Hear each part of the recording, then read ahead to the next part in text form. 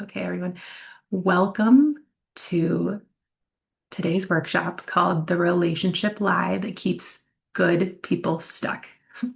And whether you are in a relationship right now or not, this workshop is for you if you think of yourself as a stayer. And I'm teaching this specifically about love, but that could also apply to other things in your life too. So if you're in a relationship that you like, but this feels like it applies to you with jobs or friends or other commitments that you tend to be a stayer in, and explain in a sec what that means. But you're welcome here, and this applies to you there too. So if you're a stayer, you tend to give people a lot of chances. You see their potential. And sometimes you're like so in love with their potential, even more than what is actually here in front of you.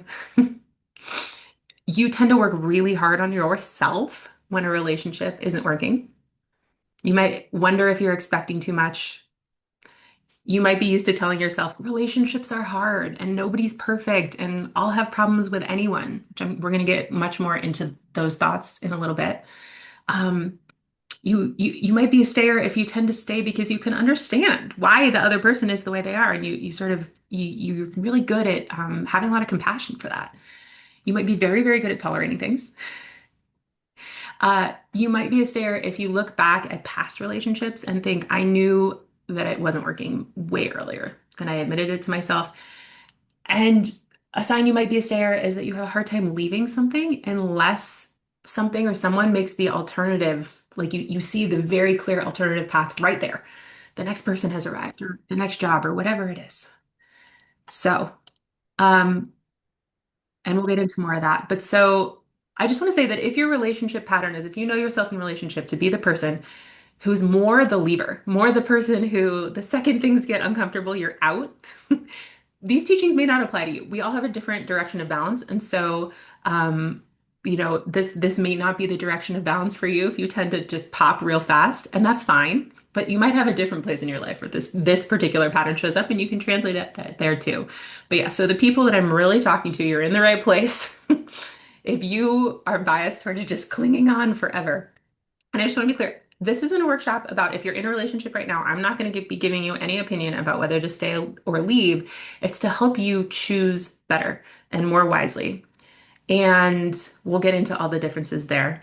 But what I promise you is that by the end of this hour, you're going to have three questions that you can use to look at a current relationship or understand a past one, or even evaluate a new one if you're dating and just getting started with somebody. And I want to help you distinguish the inevitable hard of loving another human over a chunk of time and the exhausting, self-abandoning, draining hard of trying to make the wrong relationship work. And I'll get into a few minutes about why I'm qualified to teach that, but I just want to be very clear about my bias here is that um, I am pro commitment, I am pro marriage, I am pro relationship as spiritual path. And I don't think that just because a relationship is hard means you should leave it. Not at all. And I just last night, one of my teachers was talking about her beautiful, beautiful 49-year marriage that ended when her husband died. I was there with my parents who have been married for 55 years. And I'm in a relationship now that I intend to be in for the rest of my life. Um, but some of us, including me, have a problem, which is that we're so good at commitment and we're so good at understanding and we're so good at working on ourselves and giving another chance and finding a way to make it work that we can use all these amazing capacities to stay long after we know it's not the right thing. And I've seen this in myself and I've seen it in other people and I've finally seen a way out. And so this is why I'm on my soapbox here today. So I want to help you hear your own knowing more clearly. And it's not that I don't want you to be willing to work at love because I really think that's worthwhile, but I want you to get to be more discerning about what you're choosing to work hard for. And I want to really ask you this question to hold today, which is what if you stopped using all of your strength and cleverness and wisdom to endure and started using it to create the love you want and the life you want? So it's like, where are we putting the energy? I have come by this topic painfully honestly. I have always been a stayer. My first really serious relationship started in ninth grade, and I stayed off and on with this person, boy, I really should say. I was going to say man, but that's not accurate. We were kids, all the way into my first semester of college, and he was pretty awful to me. Like it was not a good thing to stick in for that long. Then I spent 12 years with a man who became my husband, and I had a lot of doubt the whole way through. We got divorced in 2018, and then after my marriage, I had 7 years of relationships with two very brilliant, very complicated, kind of tortured genius humans. And I got a ton out of those, but I also got to be incredibly good at being the person who could handle really hard things in exchange for that gift and medicine. I was able to work on myself and understand and accommodate and forgive and keep trying. Uh, yeah, it's not that I ever gave up on relationships too easily. It, um, Also, so I have my personal experience, but I'm also a coach who helps people create really deeply fulfilling lives. And the way that I help people do that the whole way through is getting way better at hearing and trusting themselves. And I'm a certified big leap coach with Gay and Katie Hendricks. They wrote a book that has really influenced me called Conscious Living. They wrote it back in the 80s and it still totally stands up. It's brilliant. And I've been through their conscious living training. I've spent about 8 years studying with a conscious leadership group, and they work around radical responsibility and candor and conscious relationships. I do a ton of authentic relating. I'm a yoga teacher and cranial sacral practice practitioner. It's a kind of body work. And so a really big part of my work is helping people tell the difference between the lies their brain is telling them and what they actually know in their body. And the thing that finally inspired me to teach this and that I've like had me wanting to be on a soapbox about this for the last year or so is that I have finally seen, I like had this aha where I was like, oh my gosh, I was taking the truth that relationships are hard and I was taking it too seriously. Because I'm in a relationship now and have been for a bit over a year where I don't have any doubt. I'm all in. A big part of my work is like learning to relax and how good it is. And I'm just suddenly like, oh, it didn't need to be as hard as I thought it did. Like, of course it's going to be hard in a lifetime with people. But when I'm like having huge fights with them in month two, and we're like thinking about therapy that early on, or when we're triggering each other like literally daily, like I'm like, oh, it doesn't actually have to be that way. It doesn't have to be so hard right at the beginning. So hard doesn't mean this hard was like this big aha I've had over the last year. And I'm finally wanting to, so today we're here to work on it together. So just to orient you a little more, I know I've been talking for a little while already, but I'm going to teach some things for about the next half hour. And I'm going to give you these three questions to help really discern which are you in the good kind of hard or the not so good kind of hard. Then I will make sure to tell you how you can get more support from me if you want to help applying this to your actual life, because where the rubber meets the road can get a little dicey sometimes. We'll have time for Q&A. And like I said, I am definitely not going to tell anybody today whether they should stay or leave their relationship. But I do want to give you better questions so you can hear your own answers.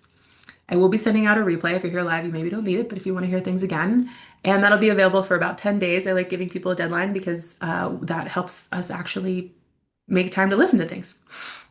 Okay. I'm going to take a deep breath.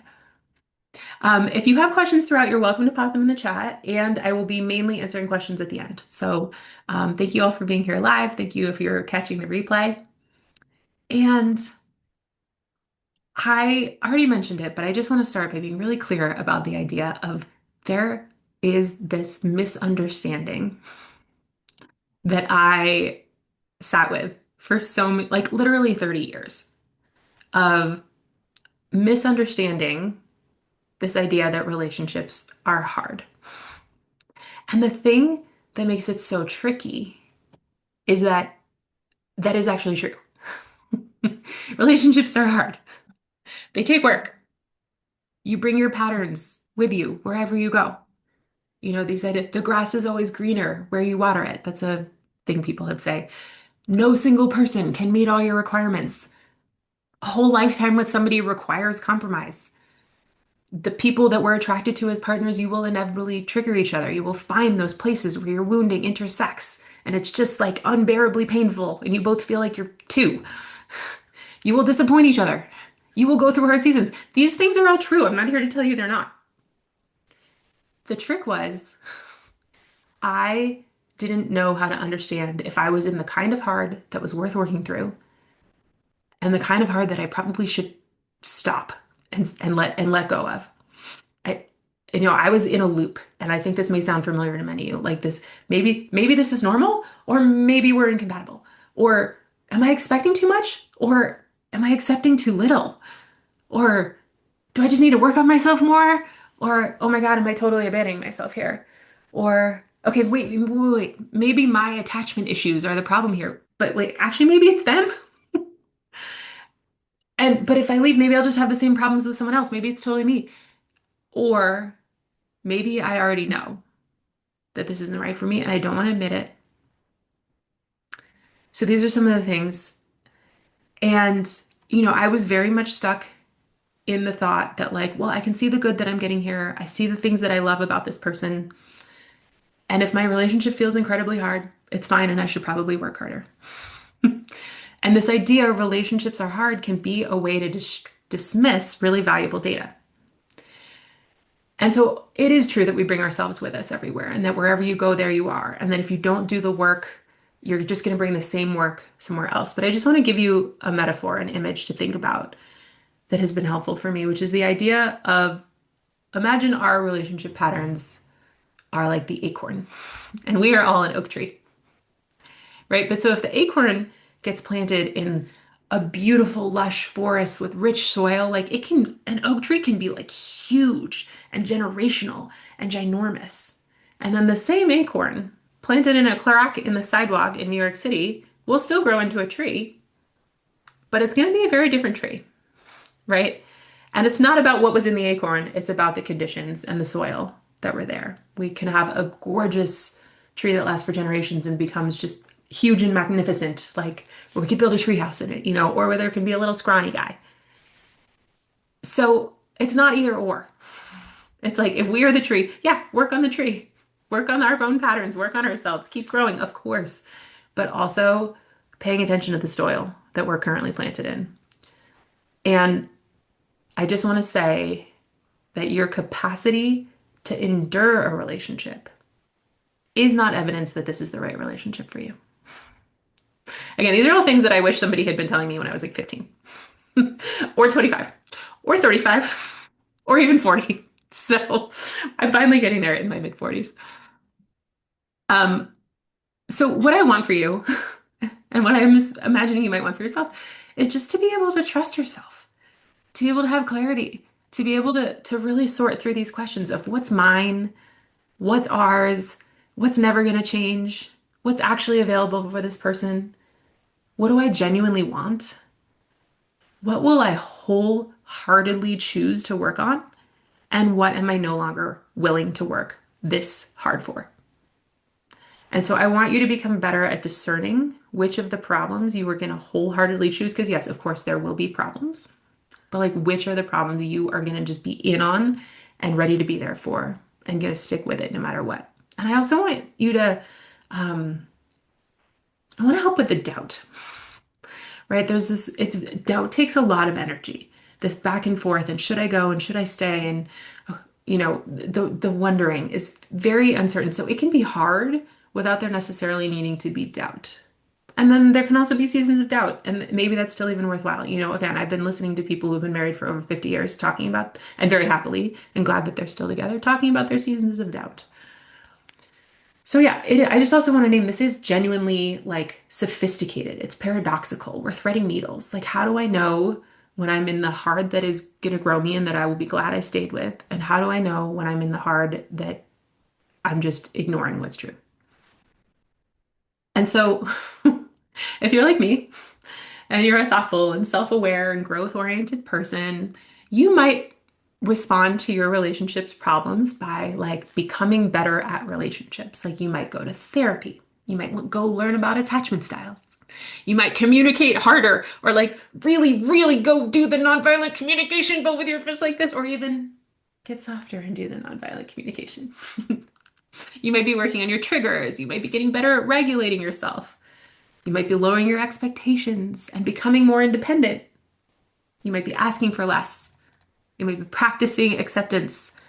You might be deeply focusing on gratitude and reading relationship books and podcasts and going to workshops. You might be working really hard to stop controlling your partner. You might be reminding yourself that nobody is perfect. And again, here's the paradox. Those are all really good things. Those are all the things that are going to be really worthwhile for you. Uh, that is what is so tricky about this. Um, but so the question is, why haven't all of these very, very good tools that like you'll be glad you did no matter what? Probably therapy, communication skills, understanding your attachment styles, regulating your nervous system, working on yourself. Why haven't they helped you answer the question? Well, when you're doing all that inside a relationship, but that you have a lot of doubt on, those things start with an assumption that we are trying to make this relationship work. And again, there are times where that is a really good project. But the problem is if you were a stayer, if you have this tendency, this bias towards really, really staying kind of past your own good, you can get incredibly good at working on the relationship without backing up enough and really asking, do I actually want this relationship? And the author Mel Robbins, who has, she's very popular. She's a podcast. Her book, Let Them, I enjoyed a lot. It's a little controversial. I won't get into that. But she had 2 points about long-term relationships I find really useful. Basically, that for a long-term relationship work, there's two things that need to be present. One is that both people have to be willing to lean in and work on the relationship. And the second one is that neither person needs to abandon their like core dreams, their core essence for their life in order to stay. So both people willing to lean in and work on it, and then neither one having to abandon themselves and their dreams. And I think that this is a real, I really like those two criteria. They sound pretty obvious, but they're different than the question of like, can I make this work? Right? Because if you are the type of person who's doing all those things, who's really like taking full responsibility for your experience and getting better and better at regulating your own nervous system, the answer, you can probably make something pretty hard work for a really long time. Like you might be able to really like get forged by a relationship and see the good in that and work through it. Um, and here's kind of the like underneath layer that is, I think for most of us that are staying way too long, many of us, there could be reasons, but for me, it's this idea that there's another reason underneath the can I make this work is that some part of us is terrified of leaving. Terrified, right? Because if you really, really let yourself consider, like, ooh, is this the relationship I actually want? Then what? Pretty definitely you're gonna have to hurt somebody you care about. I mean, if you just totally didn't care about this person, you probably wouldn't still be working this hard at it. You might have to disappoint people. You might have to face a ton of uncertainty. There might be kids or a house or a family or an identity to untangle. And even more primal than that, some of us in our attachment systems and our wounding and our just how we came into this world, whether we're ready to admit it to ourselves or not, might be extremely terrified of being alone. And that's not sexy to admit. Like we're supposed to all be independent and cool. But I know this one pretty intimately. And so if we're really, really, really, really totally frozen and terrified about leaving, and it doesn't really feel like a real option, then you're not actually able to ask yourself, do I want to stay? And am I choosing this? You would be asking yourself to choose between a relationship that is hard and then something else that your nervous system believes is essentially death. And so, of course, you're going to keep finding a way to make this relationship work. Okay. So that's sort of the terrain of why this question can feel so hard. So I want to give you these three questions that I think are very useful, and to help you ask a different question, a better question than like, can I make this work? Or, yeah, can I make this work, basically? Because the answer is like often likely yes. And for me, if the answer was yes, I can make this work, then I was committed to doing it. And versus should I make this work? So here's some three questions that I think could be more um, essentially valuable to you. And I'm just going to take a big breath because that was some heavy stuff there. Definitely runs deep for me. And if you're in the middle of this question and this season of doubt, I just want to say I feel you. I've been there. It's so painful because the thing you're doubting is something that you also deeply love. I just want to offer the compassion there. Okay, but so question number one, does this relationship stretch me or does it require me to contort? Relationships absolutely do stretch us. They should stretch us. It's part of what we want about them. A good relationship is going to definitely invite you to be uncomfortable. You're going to have to tell the truth when you'd rather avoid conflict. You're going to learn to hear feedback without getting defensive or, get through your defensiveness. Um, you're going to have to learn to let somebody else disappoint you without punishing them. You have to let go of control when some things you want to control. You're going to have to learn how to repair when you hurt each other. You have to be vulnerable. You have to let someone love you when you want to run away. And all of that can be stretching. And here's a distinction I want to make. Stretching is uncomfortable, but when you really look at it and you ask deep down in your heart and your soul, it is asking you to become more fully yourself. And contorting yourself for a relationship is different. I would posit that it is what staying in the relationship requires you to become less of yourself. You need to make your needs smaller. You have to explain away things that hurt. You're convincing yourself that you shouldn't want things you should want, that you do want. You override the feeling of no in your body because you don't have like a good enough case for the no.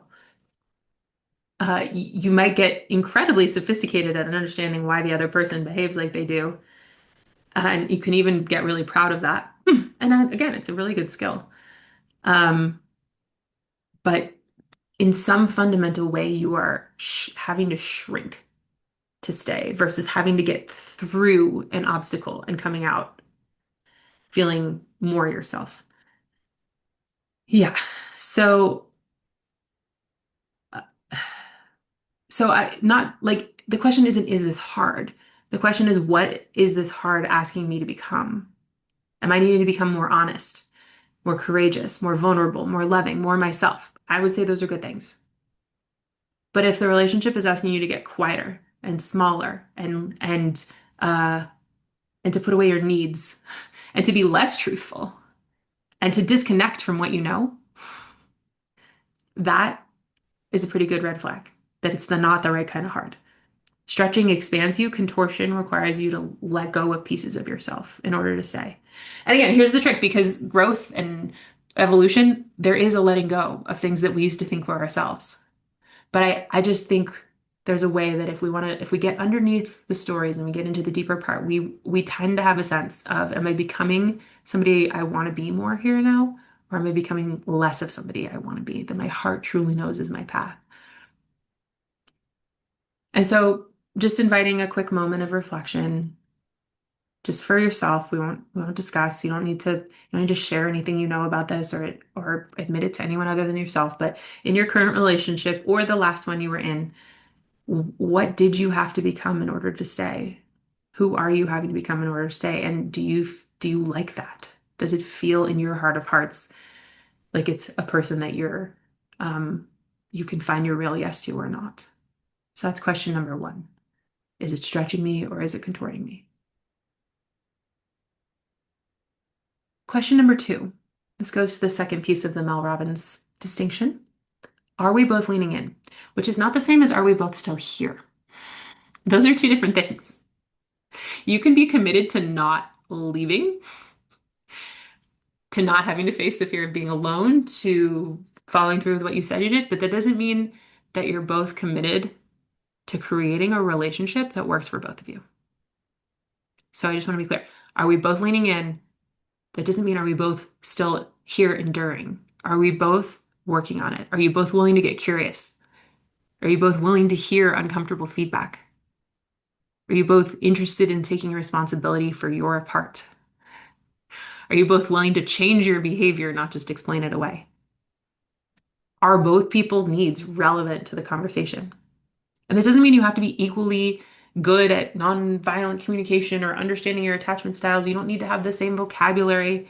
You don't have to read the exact same books. You don't have to communicate perfectly, but you do need two people saying, I'm here. I'm willing to let this relationship stretch me. right? And we stayers do a pretty good job of compensating for the other person's lack of participation. If I'm willing to work hard enough, if I'm willing to understand enough, if I'm willing to regulate myself, if I'm willing to communicate perfectly enough, if I'm willing to ask for little enough, if I'm willing to forgive enough that I really don't feel good about, then I can keep a two-person relationship functioning with like a shockingly low amount of effort from from the other person and a high amount of effort from me. And yeah, so and this will all be filtered through your own subjective, your side of seeing it. But again, I'm inviting you to trust what you know here. And um, something I want to say is that, I learned in my relationship my marriage that ended in a way that I'm not super proud of. It was kind of messy. That not admitting the truth, not really bringing it and saying it, it just has to make it find another way out. It'll eventually find its way out. But so this question is, it's not just am I working on the relationship, it's are we working on the relationship? And when I bring the truth of my experience into the relationship, what happens next? Is this information we can work with together for something that we're both leaning towards? Do we have a shared vision here? Or am I suddenly like managing the consequences of having told the truth? And when something hard happens, does this person lean in with me? Or is it up to me to figure us out? Yeah. So are we both leaning in? Would be another question I would ask to tell the difference between the good hard and the less good hard. And then question number three, just gonna take another breath here, inviting you to feel the ground underneath you. Again, this is such tender stuff, and the stakes can feel really high. Question number three is, can I create the life and the love that I actually want here? And this is again part of that Mel Robbins two-part framework. Are we leaning in and do we have to give up our dreams? Right? And I'm talking about sort of the core things of when you look back and you imagine what your obituary is, and you think back, you can fast forward to imagine yourself on your deathbed. Like, is there something that you just know is your destiny that it's being asked to give up? Children, the type of place you want to live, affection, adventure, community, spirituality, play, ambition, freedom, and of course, these will change over your lifetime. So that's what makes this true. This is part of what makes it true that long-term relationships are hard. But what do you want it to feel like to share your life with somebody? And is that life actually available with this person? And not just like if they finally heal, not if you find the right therapist, not if you communicate your needs so perfectly that they finally understand, not if you become so evolved that you stop wanting the things that they can't or won't give you. Like with this person, as they actually are, is there some like essential deep core piece of yourself that you're having to give up in terms of your dream for your life? And this doesn't mean that that your partner has to meet every need. That's like, again, we know that's not possible. And it doesn't mean that you will get, that you're just the boss of the whole thing. Of course, there's going to be compromise. But the curious question of like, are we in it to find the win for all? Are we in it to get curious about how we can both get our deepest dreams meet? And like, and the compromises that you, at least the ones you can see for now, of course, this is again part of what makes a lifetime together hard. There will be new things you can't possibly imagine from today. But if the ones you see already today are the compromises required to build this life, do those still leave you with a life you wholeheartedly want? Because being able to tolerate it is not the same as wanting it.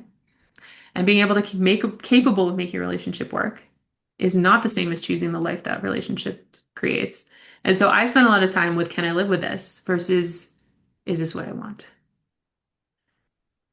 And if you really knew, like if you just trusted and really knew that you would be okay on your own, what would you know about this relationship? Not asking you to make a decision. What would you know if you weren't so afraid about what would happen if the answer would no? And does this relationship have room for the things that are really essential to me? And who do I have to become in order to stay? Yeah. So those are the three questions. I'm going to repeat them just one more time. Does this relationship stretch me or contort me? Are we both leaning in? And can I create a life and love that I actually want here?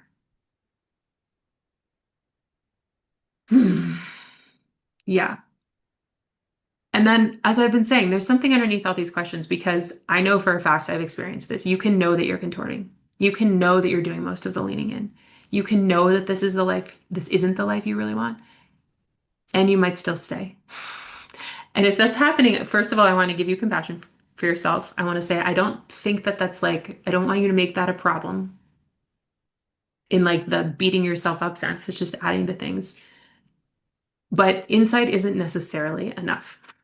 Sometimes it's this idea, as I was mentioning before, that no doesn't really feel like a real answer that you can have. Being single feels terrifying. You don't trust that anyone else will want you. You don't trust you'll build a good life alone. You've never really been alone.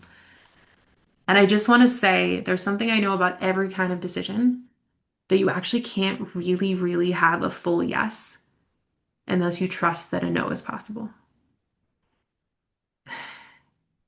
Because if no means something life or death, or you'll destroy everything, or no one else will love you, or you've wasted all these years, or you won't be okay, then you can't actually have a free yes that doesn't have some form of obligation in it. And so I don't want someone to stay because leaving feels impossible. I want you to be able to stay and say, I know I could leave, and I know I could survive losing this, and I belong to myself, and I choose this. I choose you. I choose this life. That is where commitment starts to get really, really juicy. And it's a very different kind of yes. And that's again the kind of relationship that I'm in now. I actually want the life we're creating together. I've given myself permission to consider it. I've given myself permission all along the way to like trust the flashes of little insight that come that might tell me something I don't want to admit. And they're just not coming. I'm just like, yeah, all in, no doubts.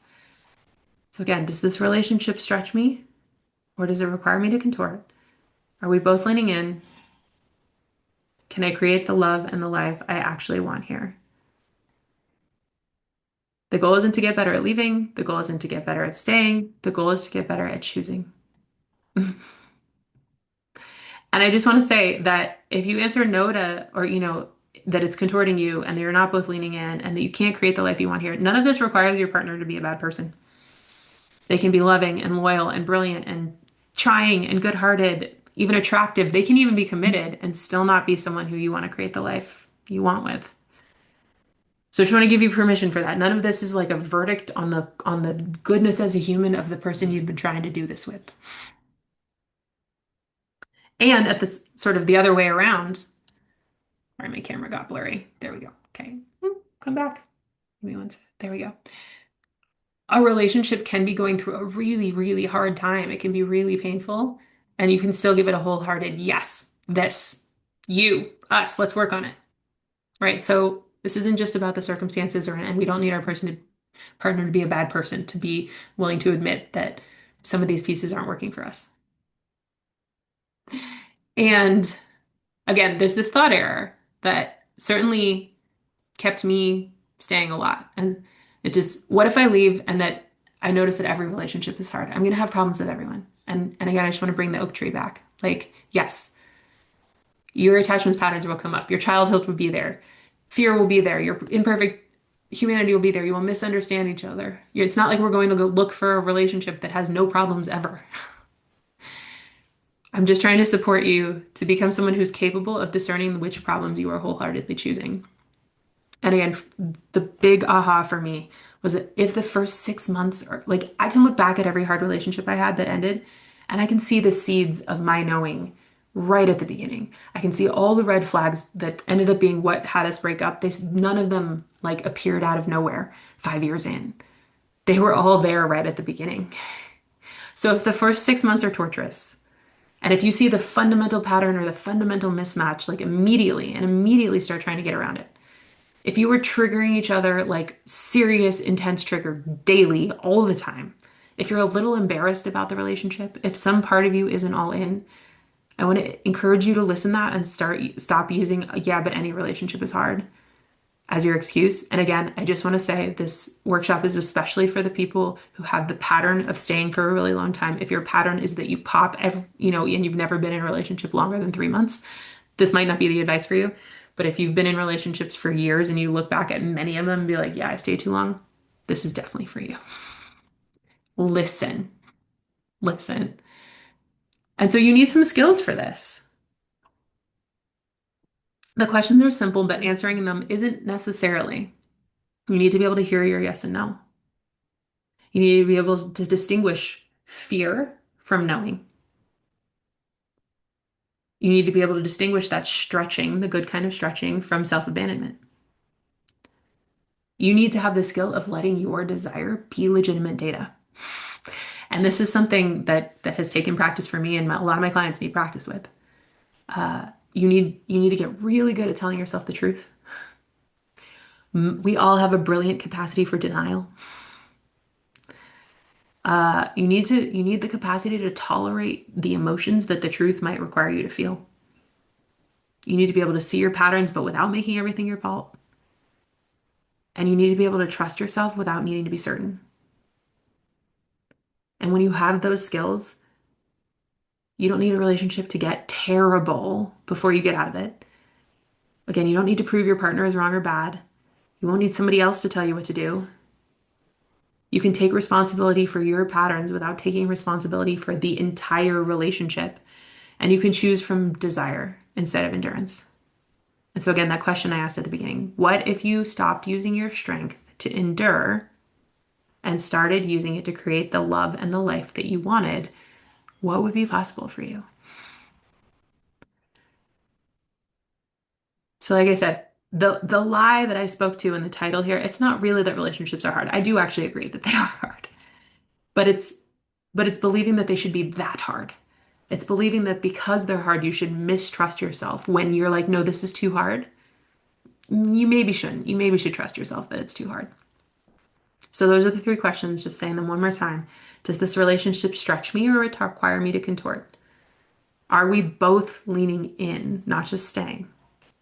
And can I create the life and the love I actually want here?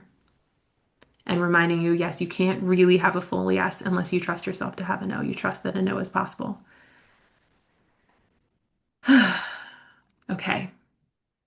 So that's the core teaching here today. And here's what I want you to do. This is your little homework assignment is pick a relationship. It could be your current one or a past one, could be something that's just starting, and then write down your answer to these questions. Don't make it a decision. You could journal about them. You don't have to make yourself make a decision. You don't have to make it a case about your partner or turn it into something about yourself. Just getting curious. You could even ask, where am I stretching? Where am I contorting? It's not either or. Where are we both leaning in and where are we not? Where is the love and life I want here available and where is it not? Like just getting curious about exploring the question. And then if you know that this idea of fear of being alone is part of your pattern, you could also add, if I knew I was going to be okay on my own, what would I know about this relationship? And again, it's not what would I do, what would I know? Okay, and I just want to warn you that it can get a little tricky. You might discover that there's parts where you don't know. You don't know if you're stretching or contorting. You don't know if it's a real no or if you're scared of intimacy. You don't know if this is something you deeply want or something you think you should want. You can think yourself into staying. You can think yourself into leaving. You can think yourself into almost anything, especially if you're really smart. You can make an example or an argument for every side. So there's a deeper skill here, which is learning how to hear yourself clearly enough to know what's actually true for you, and then being willing to let that guide you. And this is not just a relationship problem, this is a life problem. And that's what I help people solve. So the people I work with, they are incredibly capable. They are very good at doing things. They know how to work hard. They know how to be responsible. They are self-aware. They've read books, they've done therapy, they're really good at figuring things out. And then at some point they hit a maddening question. It's like, if I'm so smart, why can't I be happy? Why can't I figure out my marriage? Why don't I know what I really want? Why can't I decide what comes next? Why does my life look pretty good and still not feel as good as I think it should? Is this a yes or a no? Am I just scared or is something really wrong? Do I need to work harder at this or let it go? Again, this shows up in relationships, but also careers, business, friendship, where you live, how you spend your time. So if you're sitting here and you're like, okay, great, yeah, but how do I actually hear myself clearly? This is what I want to help. talk about. This is the work I do with people because this is you got to learn to hear your true self. The part of you that knows, yes, no, more, enough, this way, not this. And this is the work I do. I help you hear that part of yourself much more clearly. And then we build your capacity to actually live according to what you hear. Because insight isn't enough. I know this. I know this for sure from my own life. You can hear your no and still override it. You can hear your yes and get really scared and put it away and pretend you never saw it. You can know exactly what you want and then spend the rest of your life not giving yourself permission to have it. So when I work with people, we get out of your head. We recognize the fear loops and the old stories and all the inherited patterns. We really, really learn to listen to the body and the spirit that speaks through the body. What yes, no, fear, desire, contraction, pleasure, and aliveness actually feel like in you. We practice saying your real yes and your no, which is a capacity. It's like going to the gym, telling the truth and acting on what you hear, even if it disappoints somebody, even if it changes things, even if it sends you somewhere you didn't expect. And then when we put all that together, we start tapping into magic. Stop believing you have to like intellectually engineer your entire life. We make room for intuition, for mystery, for synchronicity, and for possibilities you cannot see from where you are standing now. And so what we've been talking about today is one area, one example of that work. In this, I'm not trying to help you give you a formula that tells you stay or leave. I'm trying to help you hear your own answers. And maybe you hear yourself clearly and you figure out how to repair your marriage. Maybe you finally know it's time to leave. Maybe you're single and you stop dating people who require you to abandon yourself. The same skill changes your whole life. You stop filling calendars with things you dread. You start asking for what you want sooner. You spend less time resentful because you're saying no more often. You stop agonizing over decisions that your deeper self already knows the answer to. You make more room for pleasure and play and rest and sexiness and time outside and work that actually matters to you. And you become available for luck and synchronicity and opportunities you couldn't have planned. And your life starts feeling more like yours and you start really, really enjoying it. And this isn't something I think you learn from understanding it in a workshop or even a podcast. This is why I work deeply and privately with people for 6 months. We meet every week for an hour. And it is a deep container for people who are ready to do serious transformation work and have this investment they make in themselves and this commitment they make to themselves be a turning point that they look back on with gratitude for the rest of their lives. And in the first month, we find the low-hanging fruit. And you start noticing the patterns you couldn't see before, and you start making different choices, and you start asking for things and saying no sooner. And some pretty cool stuff can start to feel better quickly. And then patterns come back when something, your mom calls, or your partner gets upset, or you fall in love, or you make the old choice again. And then this is where having a coach really, really makes a difference because we're not just trying to understand this once. We're giving you enough repetitions that you actually become somebody with a different relationship to fear, to desire, to conflict, to uncertainty, to pleasure, to truth. And we get to work with your real life while it's happening. And 6 months gives us time for the people and the systems around you to start reacting to the more honest version of you and for you to learn how to handle that too. So I would definitely work best with people who are like committed to growth. You're smart, you're curious, you're willing to look at yourself, you're willing to experiment, you're willing to be challenged, and there's something in you that's hungry. Your life might actually be pretty good, but you know there's more aliveness available. And you've spent, like, you're just done talking yourself out of it. And it's really good if you're open to, but maybe not totally experienced with body wisdom, intuition, mystery, a little magic, alongside very sharp thinking and very practical tools. If that's you, we're probably going to have a good time together. So if this is like, oh crap, this is me, I want to invite you to book a free consultation with me. It's an hour where we look at where you are, where you actually want to be, and what's getting in the way. And we can talk about your relationship, but we don't have to. Maybe it's work, maybe it's a decision, maybe you're exhausted, maybe your life like is good objectively, but it only feels kind of eh. So bring it. Bring me whatever the knot is, and we can start untangling it together. You have the link to book a consultation already in your inbox. You can go to wildgenius.com. And if we decide we're a great fit, one-on-one, 6 months, weekly, highly personalized. I get your patterns. I know what's happening in your life. I remember the thing you told me 3 months ago that you're conveniently forgetting today. And we have enough time not just to have insights, but to watch your real patterns show up and practice something different when they do. But I don't need or want you to decide about coaching today. The next step is just a conversation, booking a free consultation with me. And so if I think it would help and we both feel like we're a great fit, I'll explain exactly what working together and getting started looks like. Uh, you're already strong, you're capable, you can endure all the things. You can endure being overwhelmed. You can endure postponing what you think you really want. But what if you stopped using all of that intelligence and resourcefulness to endure a life that's almost right and started using it to create the one that really, really turns you on?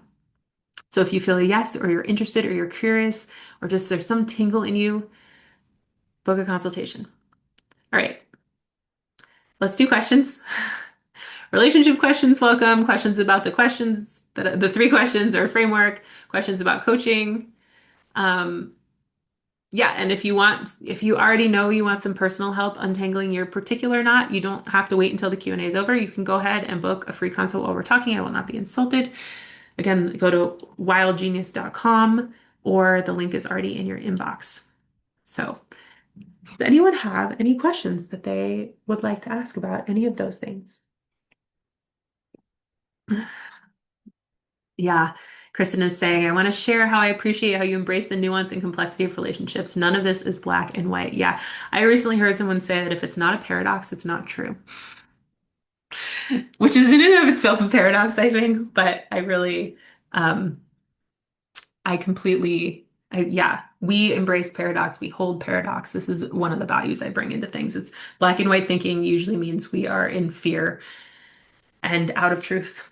So, yeah, thank you, Kristen. Yeah. Okay. So, I, while we're waiting for if anyone else has a question, I'm just gonna some common ones I've heard of before, which is something I get from people a lot is this question about how do I know my intuition from my fear? And I don't just have like a checklist, but so both fear and deep knowing can say, don't do this. And both excitement and like a compulsion or something that's coming, from fear underneath can say yes. So it's not enough to just like there's not like a simple checklist. What I recommend around that in particular is start to get really, really familiar and increasingly familiar with how the different states register in your body. And again, this is something I work on every week with my clients. We slow things down that you start to recognize, oh, that one's the fear response. And that's the sort of voice or the texture or the story that comes with it. And that other thing hasn't changed. Oh, and this is the thing, this is the way it feels when it's really knowing. And you start to get like this whole nuanced internal vocabulary about your world. And I've had a client tell me that after a few months of working with me, she trusted her instincts in a way she never had before. There was a way she was second guessing a lot of things, and now it's just so much clearer when something is a yes or a no.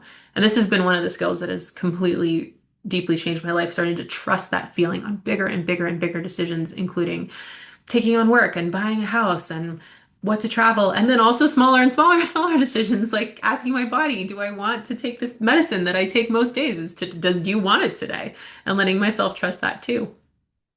Yeah. Okay. So let's see what else. Yeah. Okay. Question I imagined people might have, so I'm going to answer it again, which is this, but what if my partner is a really good person? Right? What if I do really love them? I just want to say, yeah, they probably are. And good person and right partner for you are not the same thing. Uh, and again, you don't have to like make a whole case against someone in order to decide to leave. And I think this is a reason good people get stuck. You keep looking for enough evidence to justify a no.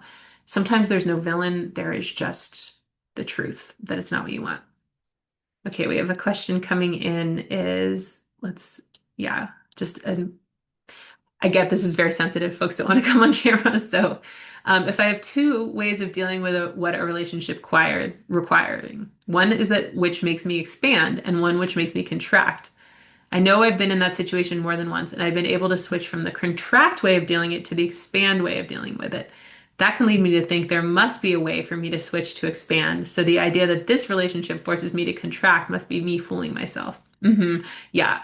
I think that's probably one of these things that can be true but isn't always. How do I distinguish between when I'm contracting but I don't have to, and when there's no way for me to switch to the expand strategy in this particular relationship? Okay, thank you for that question. I'm going to recap it in what I'm understanding it, which is that basically, like, you have learned in your time as a person committed to self growth and evolution that you actually, in a moment, you can take a circumstance and with the same circumstance, you can choose a way of being that is contorting and contracting and doesn't feel good.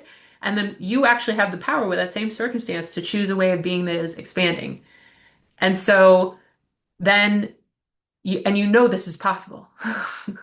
So then in any given relationship, it's like, okay, well, is it just me being stuck contracting? Like, what can I just find the way to expand with this?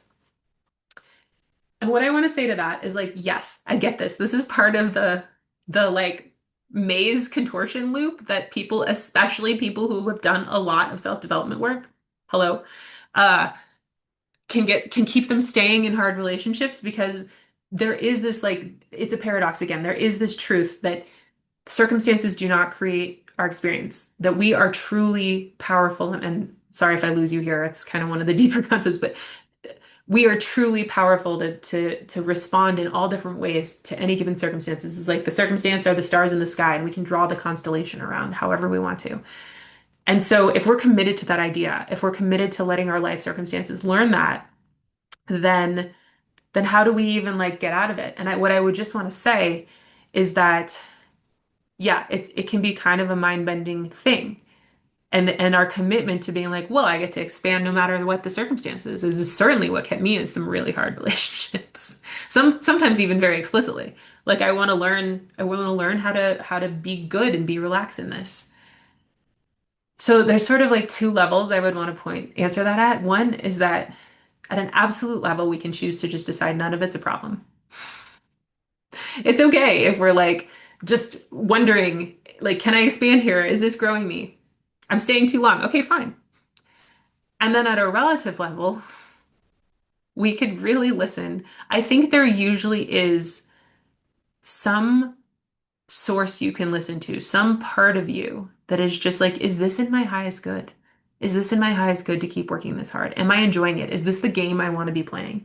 And if you give yourself permission for that answer to be no, if you get like we sometimes are arguing so hard for just becoming a different person in the face of the circumstance that we forget we also get to have the choice, oh, I could just change the circumstance. And like, could that be my path of growth? And what happens if I let the options be equal? Like they're, this could be true and this could be true, and I feel open and loose about it, and I don't have to go one way or another, then what do I most deeply want? What turns me on? What does my body respond to? What am I a heck yes to? Like there's this way where if there's where if we just have permission to like not work that hard, if we have permission to say maybe this just isn't the circumstance I want to keep putting myself into.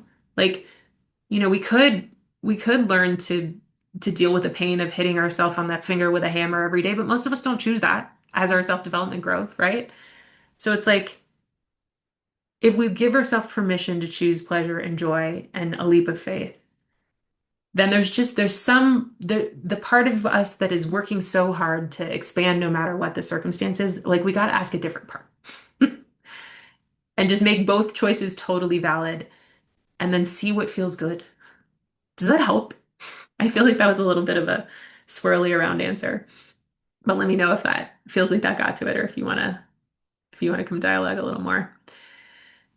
And while we wait for him to answer, yeah, ask a different part feels useful. Yeah. And for me, I don't, it depends on your relationship to higher power. But I mean, this is the 12 steps right there. This is stop asking the part of you that is caught in the addiction and start asking a higher power. And in 12-step higher power can mean lots of things. But to me, it's truly the answer. It's like our little human monkey brain is not the place we want to answer this from. And so whatever that looks like to you, is it prayer? Is it uh, cards? Is it intuition? Is it getting reflection? Is it, for me, it often, this part of me speaks loudly when I've been doing a lot of things with my body. And I've gotten out of my mind, like dancing all weekend or doing a lot of yoga or off on a big hike. Like there's a way where if I come into the body more and out of the mind, then the knowing is just here. And it usually doesn't have a lot of words. It's usually just like, whoop. truth that comes from somewhere else. Yeah. So, quick reminder while we see if there's another question. If you want help applying this to your actual life, that is what a free consultation is for. We can look at what's happening and look at what you want and where you're getting stuck. And I have one of my clients, Zach, described the difference this work made. He said, before I had no footing, like slipping in mud and going nowhere. Now I'm moving forward at breakneck speed. Our work together forced him to acknowledge the significance of his own insight and power, right? I am part of what I'm doing is here is handing you the keys to your own power, helping you find them. I'm not replacing your knowing with mine. I'm helping you get much better at accessing and trusting your own knowing and getting out of this sort of maze loop thing while holding this knowing that like you're perfect, you're love, nothing has gone wrong. And what do we want to create? Do we want to create working really hard at this relationship that's not satisfying to you, or do we want to create the possibility that something just way better is available to you? And you can use all that energy to do something else. And either way, it's fine. Like if you're like, oh yeah, I just want to, no, I want to stay here. All good. Um, Something I didn't say also, but I just want to say, I said this in my last webinar about marriage, but it's just, I do want to also just put a little plug in is that I think the questions you're asking when you're married, and especially if you have kids, there's like another level of bleed here. Marriage, you have legal contracts, you've been through a ceremony, you've made a promise to stay with somebody your whole life. Like, I think it's valid to take it a lot more seriously than when you haven't made those commitments to each other, when you haven't had a ritual in front of community promising to stick through it, right? And so, sticking in when a relationship is crap and you haven't made those agreements, that feels like a different kind of decision. And if you are in one where either you're married and you have a family, or there's a lot like there's kids who would be significantly impacted. Not to say that it wouldn't be better for the kids for you to leave, that there are certainly circumstances where that's true too. But I just would really encourage you to get super brave about potentially even bringing these questions to talk about with your partner, or DMing me and asking me for the link to my last webinar about whether you should stay or leave in marriage, because those questions, the sort of the need to bring the question in is just something else that I would also say is that, but I just want to say that like to me the stakes really are genuinely higher there, and I think it's okay to treat them that way and to take this decision slower and longer. Yeah. And the person who asked the question before says, sounds like the insights can get me to recognizing I can try to figure out how to expand, or I can choose not to try to do that in the situation. And instead of relying on logic to determine an answer, I can give other parts of me the circumstances to come awake and give me signals I can follow. Yes. So dance and nature are one way to do it. And then also just practicing giving those parts of you the circumstances to come online, like because I believe we can tune into those parts and use them all the time in our life. That's part of what I work with people on. So all right, everybody, thank you so much for being here. I just want to remind you that even if you're curious and you don't know if coaching is right for you, I want to encourage you to just lean on the side of booking a consultation. That's what the consultation is for. You aren't committing to coaching. Or just look at your life together, identify what you want, what's getting in the way, and see whether the way I work is a good match. And if not, that's useful information too. And so the only decision you need to make right now is whether when you book is that whether you want to have that conversation with me. And then you get to make it, you have more time to decide once we one-on-one get into it. So if you are listening to all these questions, if you're hearing about your relationship, if you're watching on replay and think, I need to talk to Rachel about my relationships, that is exactly what a consultation is for. Um, yeah.